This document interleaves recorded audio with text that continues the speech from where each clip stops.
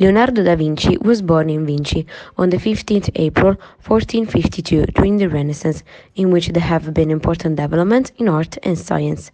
He received no form of education. He received education at home in reading, writing, and mathematics instead. At the age of 8, he became a painter's apprentice. At the age of 14, he worked for Verrocchio, from whom he learned technical skills: metalworking, leather, arts, carpentry, drawing, and sculpting. He remained with Verrocchio until he became an independent master in 1478.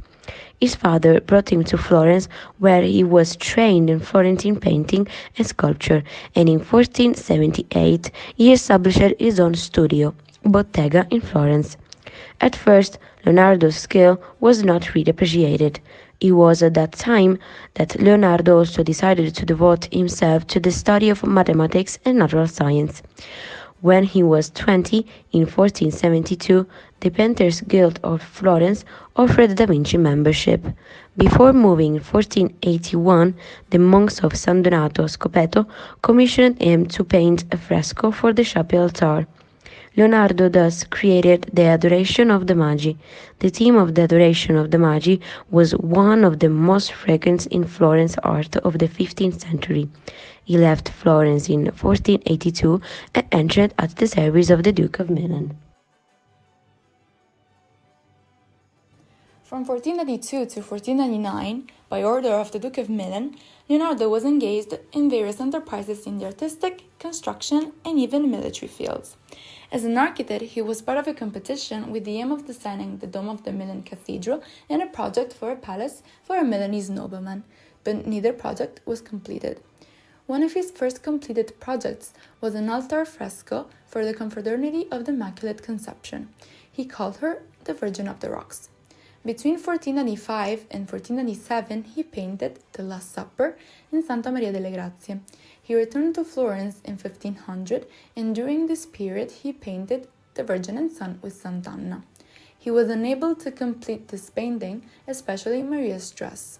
He began work on the Mona Lisa painting in 1503 and took 4 years to finish. As opposed to many artists, he was actually famous for his paintings, but he was also a scientist, mathematician, engineer, inventor, anatomist, sculptor, architect, botanist, musician, and writer. He was inspired by people and nature. He was interested not only in what things look like, but also at how things work.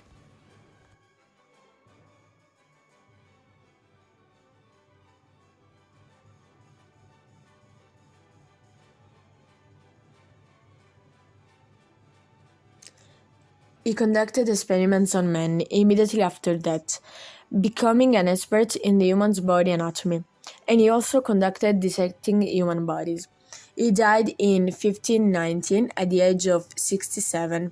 He had no wife and children. As a matter of fact, his assistant inherited his entire estate. He worked on ideas and items we use today. He created the first usable versions of scissors, portable bricks, dividing suits, a mirror grinding machine similar to those used to make telescopes, and a machine to produce grooves.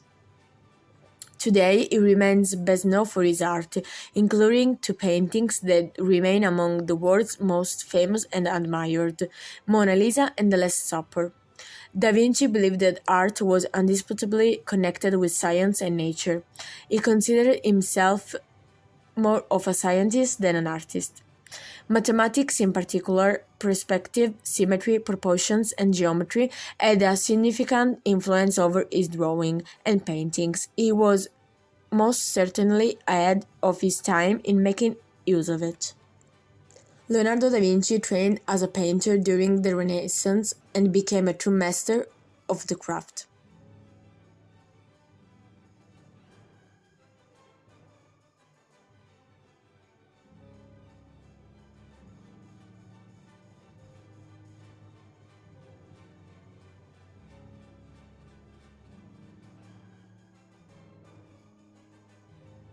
Da Vinci's studies allowed him to create images of people that were highly realistic and very dynamic.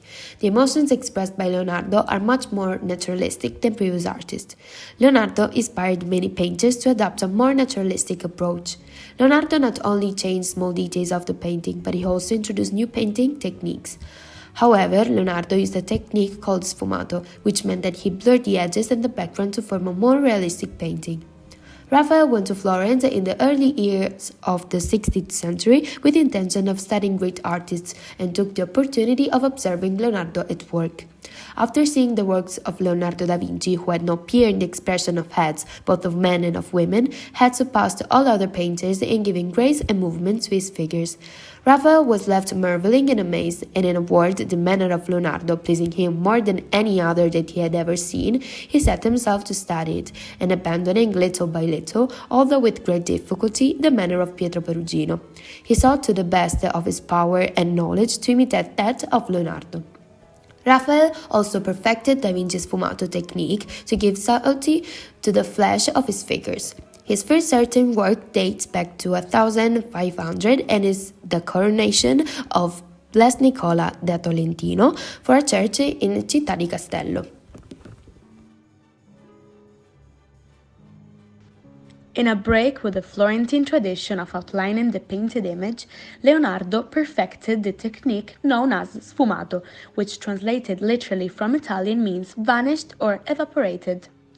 Creating imperceptible transitions between light and shade, and sometimes between colors, he blended everything out. Sfumato is a painting technique which involves blending the edge between colors so that there's a soft transition. The term sfumato is Italian, which translates to soft, vague, or blurred. The technique was popularized by the old masters of the Renaissance art movement, like Leonardo da Vinci, who used it to create atmospheric and almost dreamy depictions.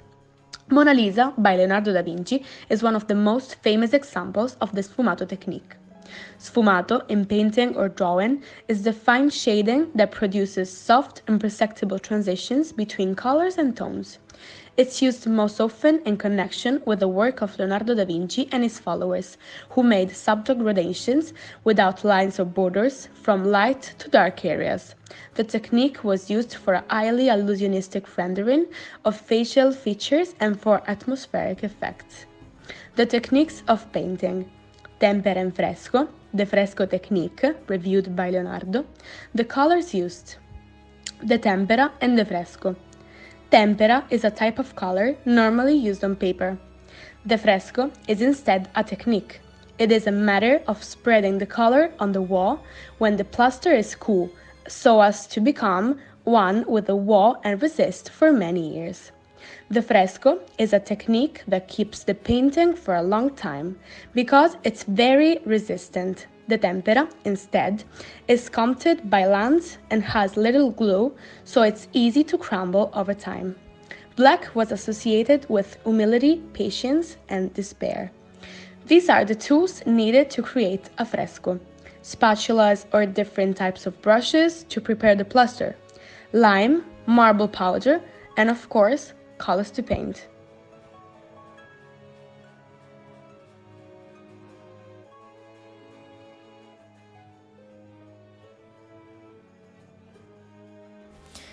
Leonardo was not comfortable with the fresco technique.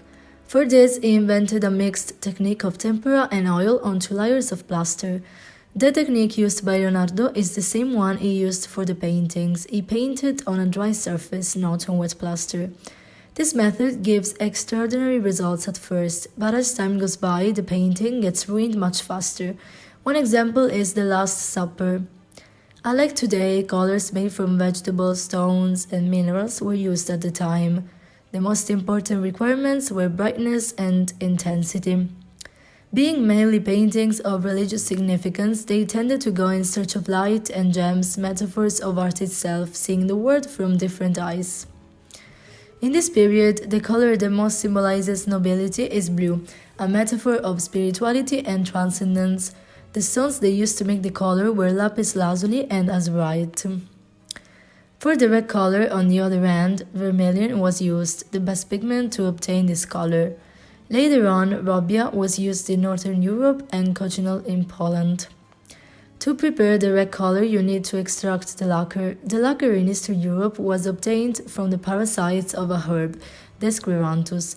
The mother lacquer is more durable but more difficult to produce.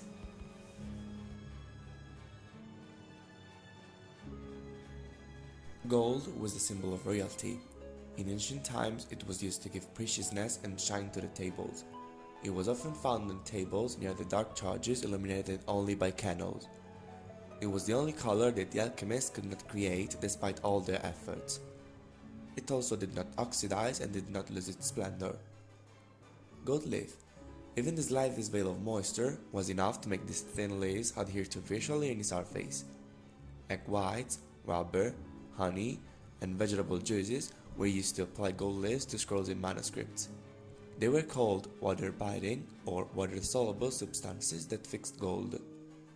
Yellow, the ancients supported the idea that option really contained gold, but for fear of its deadly effects, they sent their slaves to extract it. With the affirmation of gold as an absolute value, however, yellow takes on a negative meaning, delineating itself as a degeneration of the material, luminous, and moral qualities of gold. Green. The green color was obtained by mixing together the azurite, saffron, and egg white. The verdigris, on the other hand, was a widely used but sometimes dangerous pigment. The organic acids used to prepare it, in some cases, ruined the paper on which it was applied, forming sharp holes. White. Usually white, like black, was associated with mourning. White are the bandages that covered the deceased. White was therefore the color of the angels. Black. It never appears in the garments because it represents the devil. Black was associated with humility, patience, and despair.